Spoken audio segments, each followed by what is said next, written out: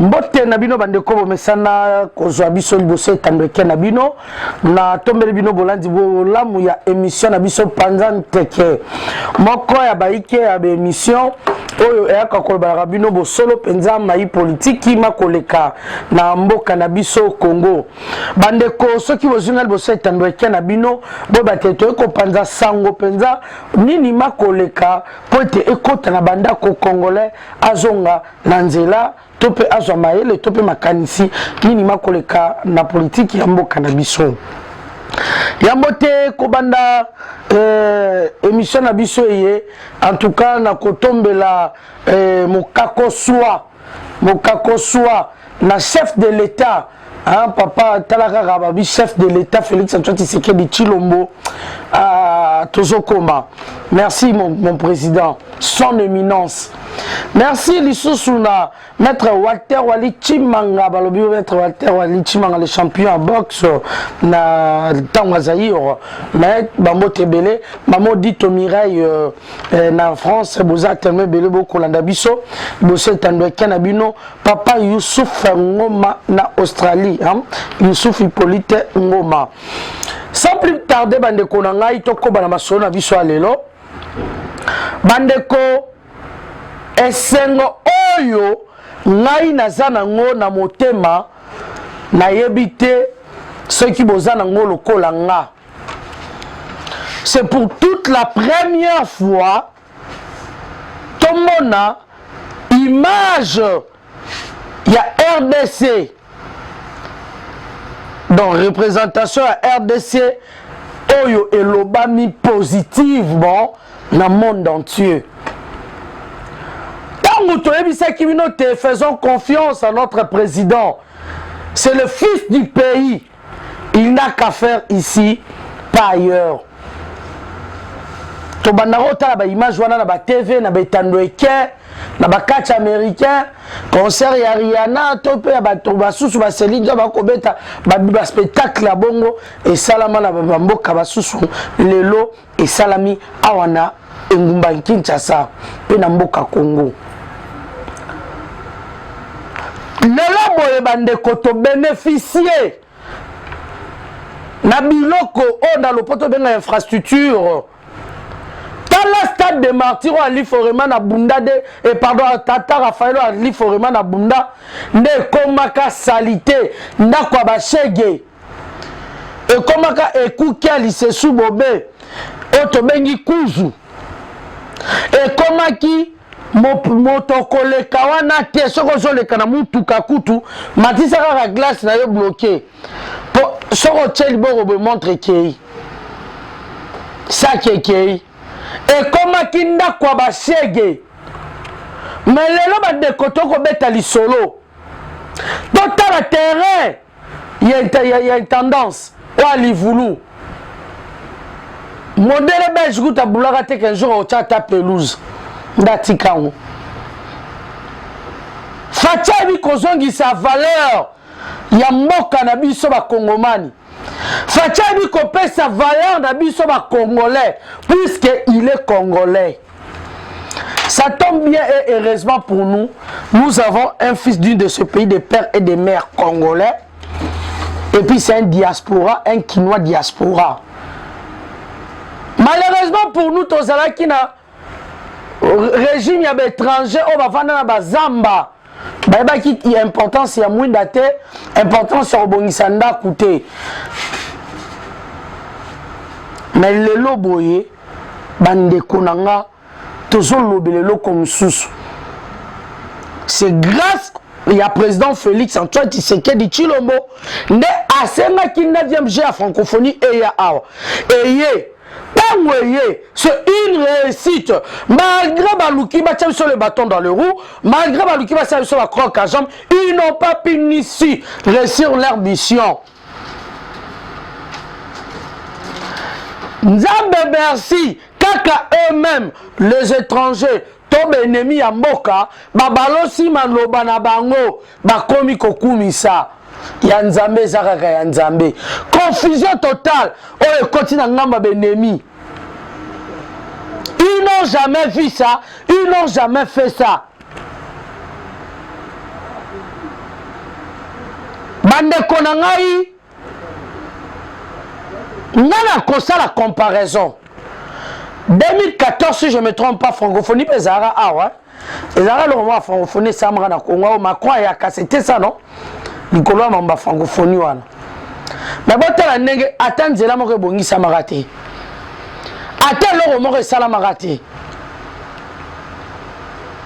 eloko te mais na eleko ya faci banda tobotama ti tokoli tout le monde na ba papa na biso na ba koko na biso to vivre eleko ya faci. Il a marqué son temps et il va encore marquer et il marquera toujours. Ça fait du waouh lorsqu'on a un président comme Faci dans ce pays. Cessez de nous dire des djalelistes. Non, même yom to finga nga djalelistes. Yomoko qui mona meso. Nyemona ve. Nyebi nyemona shi. Nyebi nyemona. Donc tout le monde aza komona qui mona meso. To moni yango. Alors pourquoi vous bien nga djalelistes? Mwana mboka zotonga, mwana mboka zobongisa, bandeko na ngai mbongo ezaki ya Ogefrem. Et bandeko ki kofuta basoda tanzanien. Tandis que basoda na biso bazanga sokoto. Ndeko tina ko loba bosalaka illustration. Botala leo basoda na biso teni bakomi nango. Fatia Sali ebele na peu de temps mais les gens n'en parlent pas. Pourquoi? Parce que communication est chef de l'État. Otobengi chargé à communication avec conseiller Eric Nindu aza katumbiste aza ko étouffé bande ko sona bibo ko pona ni est-ce que oui que Stade Tata Raphaël batongi salle de jeu ou salle de sport oyo eza automatique et bima na télécommande ceux qui a fini par grader ba kitane bimi na télécommande nyon se so bima na télécommande net na film mais c'est vrai. Neti kaka na film mais réalité na kati ya Congo na Stade Tata Raphaël o moko biso na bino toyebi eleti sokoto asika batu ba para ba komi comme mabana ba ke kokangisa ba photo comme si touristique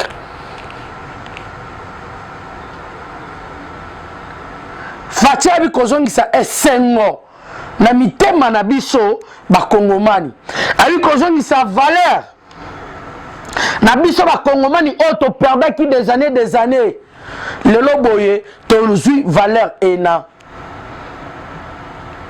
Merci mokonzi mboka Félix Antoine Tshisekedi Tshilombo.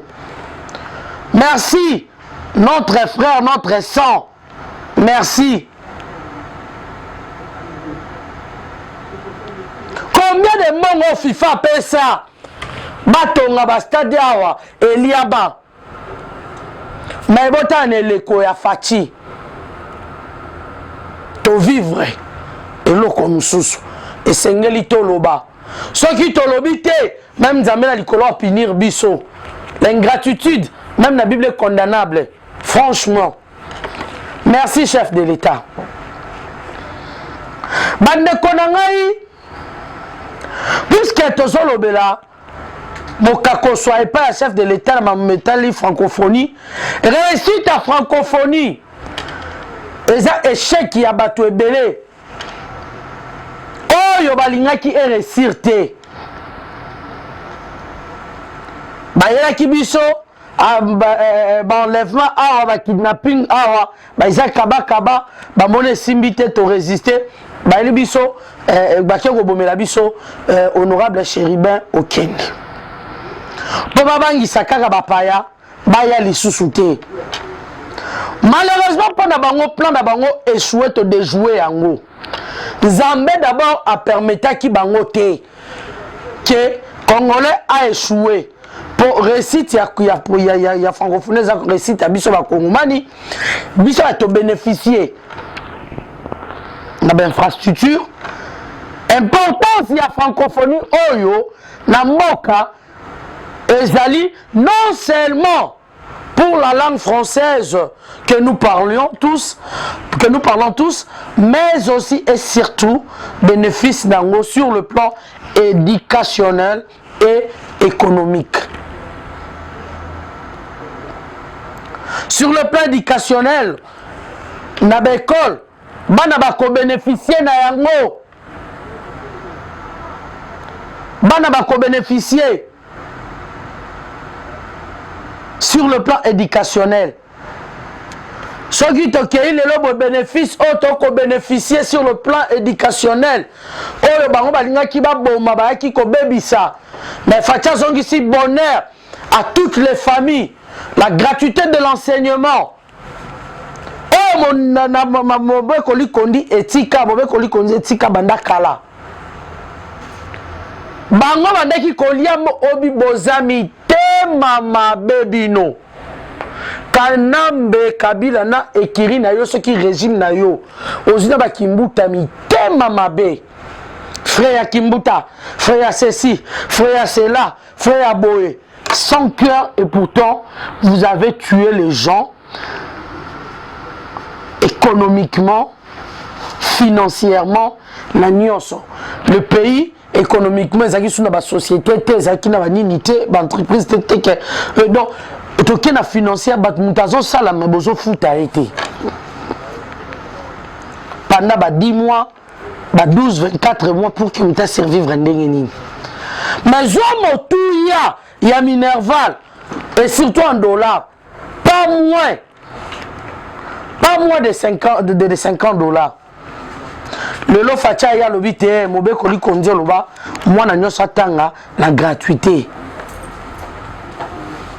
Oyebi mabota boni na bana la muka na bana bato ba ensemble na biso bataba IDPS na bana ba société civile tout le monde aza ko bénéficier lelo na gratuité enseignement wana tout le monde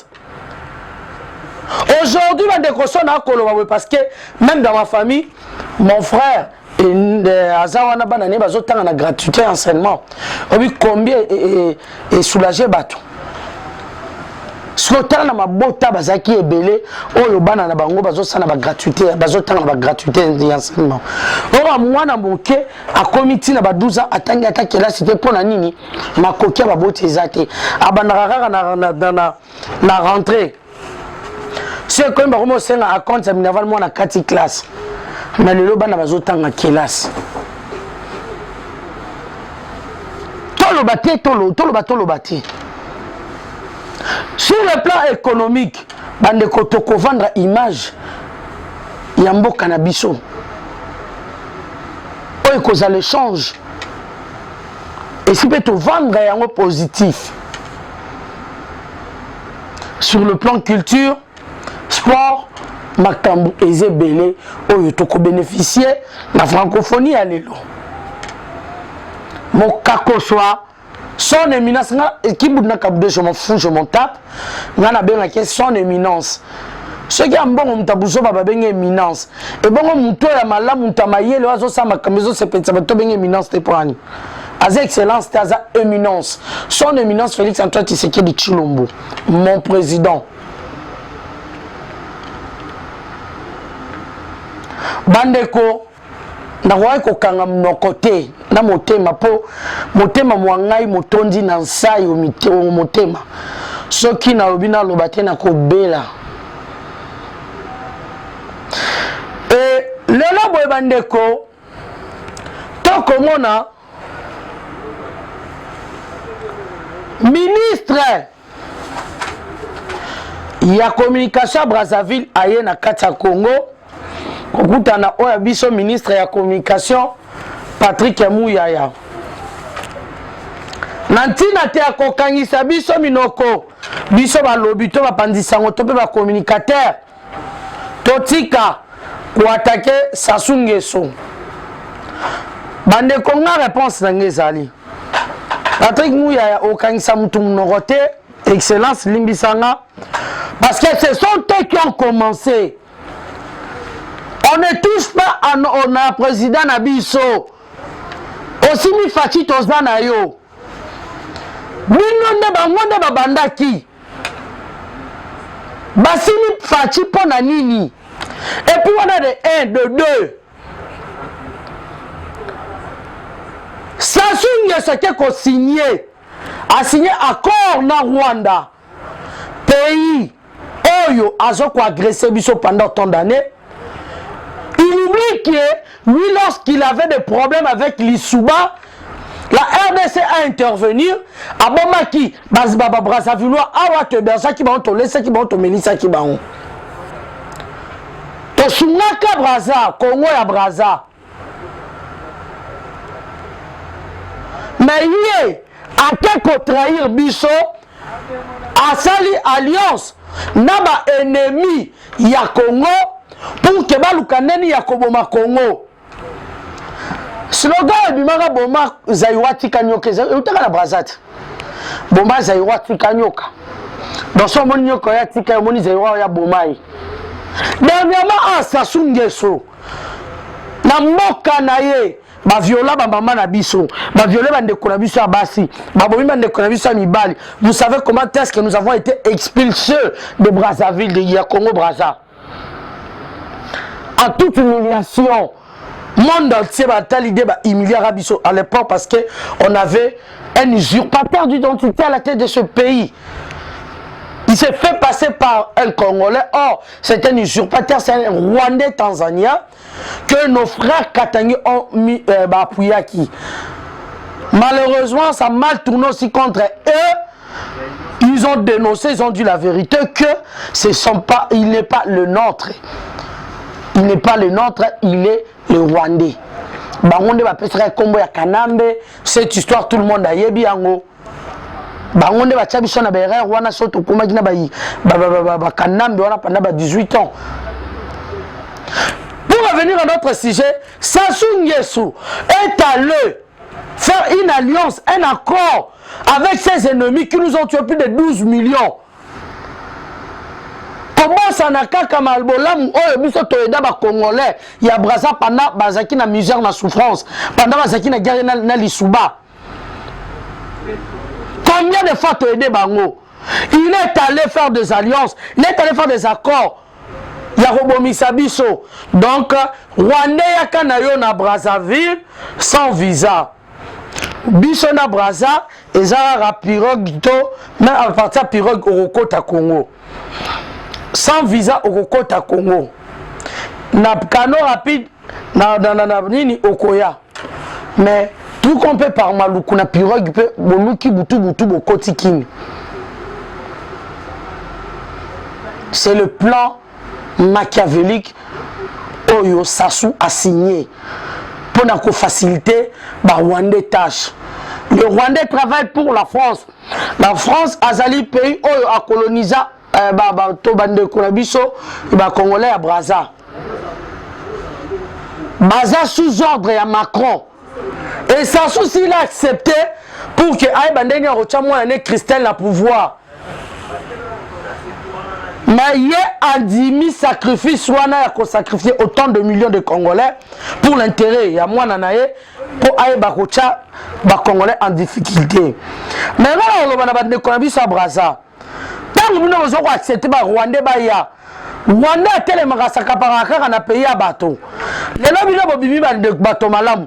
Na 94 to sauvaki bango lelo komi bisonne tozo sibir. Boye baka manga oyo Sassou zolia lelo ngai nango bokobuka yango plus tard ba Brazzaville. Soki bo telemeli Sassou lelo te. Sassou zolia manga mubesu ngai nango akobuka yango. Bino ba Brazzaville bokobuka. Hospitalité na biso taninge futi biso et pas ba Rwandais. Botala nde bino bo pe bo remercier ki biso no hospitalité na biso. Tala le robo qui signé ba corps pour bo misabiso. Ale moto oyo a signé ba corps na banguna na biso. Donc a signé ba corps na ennemi na biso automatiquement a commis ennemi na biso. Au sein de l'alliance na ba mi na biso to ko ba mi. L'ami de mon ami est mon ami. L'ennemi de mon ennemi est mon ennemi. Je ne sais pas qui là-bas je ne vais pas dire l'ennemi de mon ami est mon ami. Non. Mais la trahison qu'on a trahi au pays. Tu ne le sais pas. Bafana la bangote ba ko Twitter ba komi ko koma ba fini si président Félix. Ba fini président Fatou Yabatu. c'est une concession de 7 hectares. De côté, on a c'est la illustration. Bande Kobatala. C'est une concession de 7 hectares. Oh, papa Lumanika. Bah, y a bien comme papa Mandef na commune ya Monga Fula. A Somba, Lupangu, Ena. Depuis 1978. Au commis PCA lobby à Missi, au commis na trafic d'influence, koboto la bato mapangu. Tika kofingi sa kombo ya mokonza mboka, tika kofingi sa IDPS. Soki ndeko lobi ke osomaki, na ajwa yo a Missi. Okoyi osoma lopangu na mwana veni, na biso mwana veni, na bino oteka lopangu poto osombi, obiteka ba mena enquête, c'est du vol. Mon frère. Bonjour Bandeko. Ngai kombo nanga Philomène Bimbi. Nali mwana ya papa Lumanika Jean.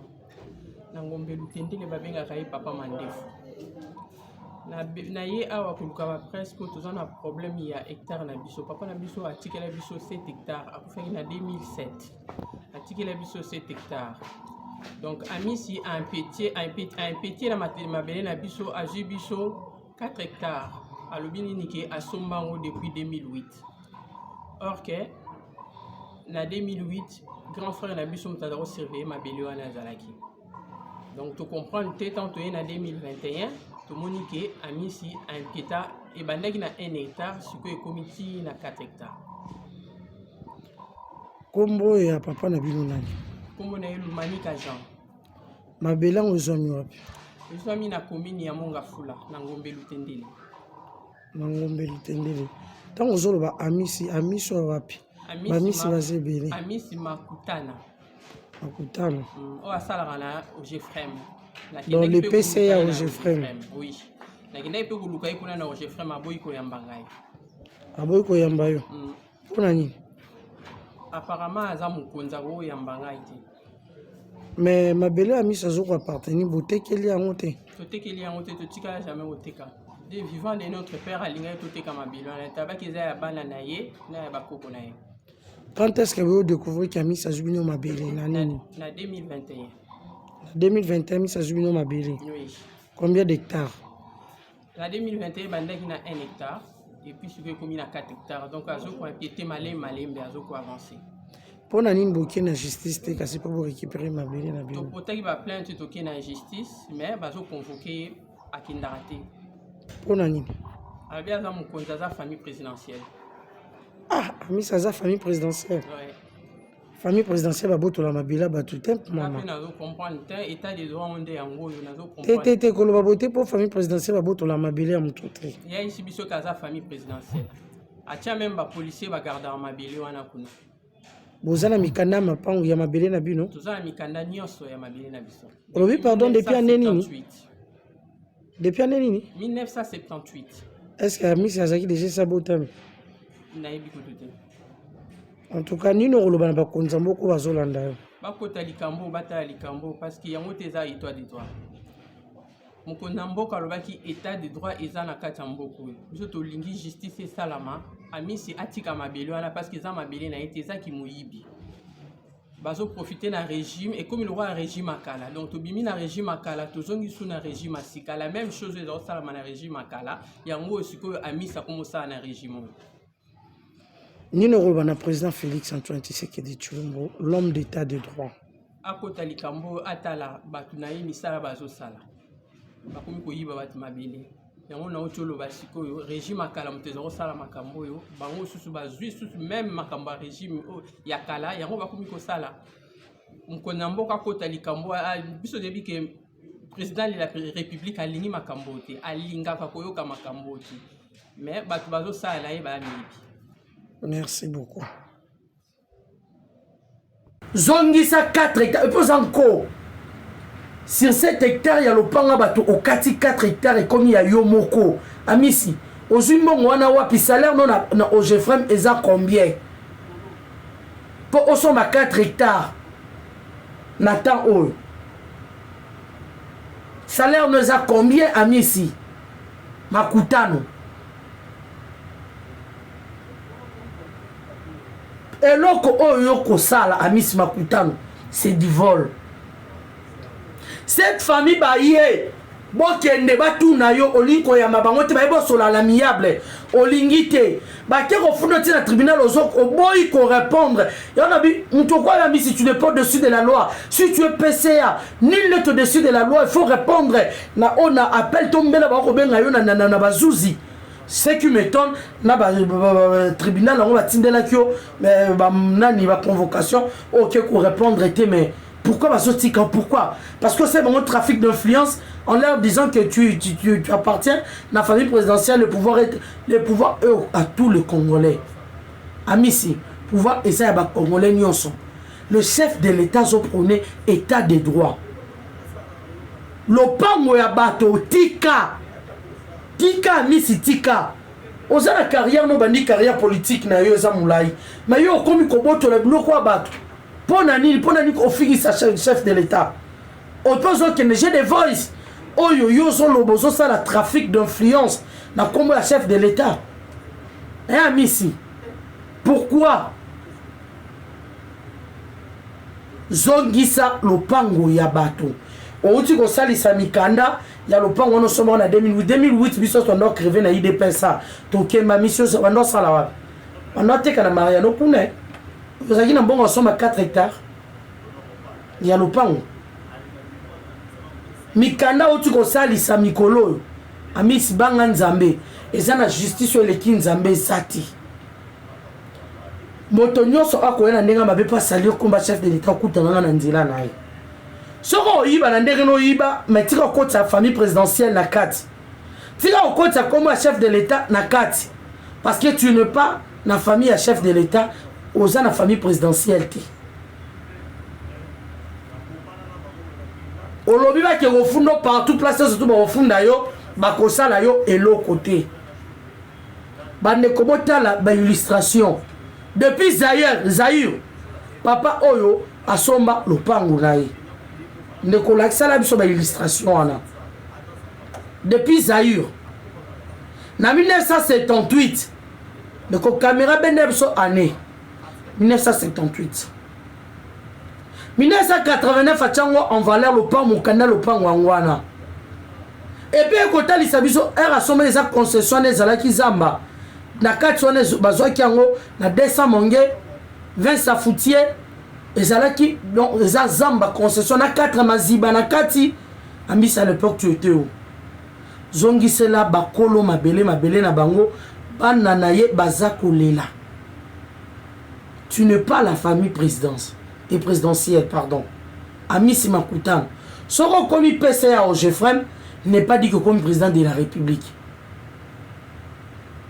Parce que chance et sourire yo. Chance et sourire yo. Alors zongisa le pangwa batu yo komi ko botola. Biloko batu yo komi ko botola. Puisque tu es de l'UDPS. Parce que cette famille aussi est de l'UDPS. Bah ça maman va UDPS bah ça ba mikana ba o yozo sala mabe. Pona lelo bandeko na suki andeko nyonso to yebi Amis Makutano. Tambu sa vidéo azong sa lopango batu ndeko nyonso tu asona mokonza mboka ekoma Amis Makutano PCA au Jefrem akobebisa kombo na ye na libota na ye na trafic d'influence ba preuve ezali.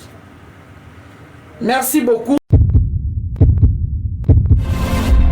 Dans sa nouvelle édition, Eshima Magazine met en lumière le travail réalisé par le ministre d'État au budget, Aimé Boji Sangara. Dans ses colonnes, le mensuel congolais revient sur le bilan de ce membre du gouvernement, Sama Lukonde 1 et 2, mais également sur son parcours et ses actions sociales réalisées principalement dans la province du Sud Kivu. À la une, élaboration des budgets 2022-2023, Aimé Boji aligne des chiffres historiques avec le rôle crucial que joue son ministère, c'est lui d'assurer la mise en œuvre de la politique du gouvernement en matière budgétaire. Aimé Boji Sangara a mis toutes les batteries en marche pour améliorer les prévisions budgétaires et la qualité de la dépense publique, tout en respectant le délai constitutionnel du dépôt des projets de loi des finances au Parlement. Sur les 2 exercices budgétaires, Aimé Boji a réussi à élaborer à temps les projets de loi des finances pour les exercices 2022 et 2023, ce qui avait permis au Premier ministre de les déposer dans le délai constitutionnel. Un travail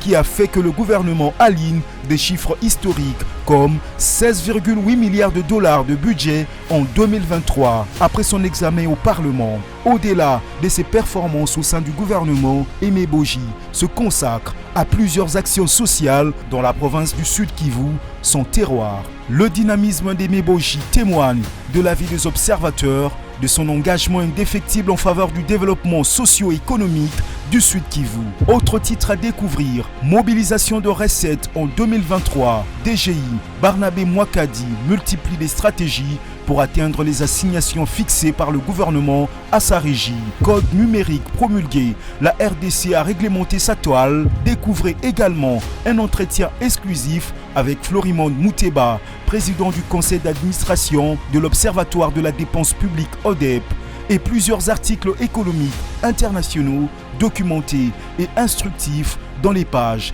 d'Eshima. Eshima Magazine, un nouveau standard d'information.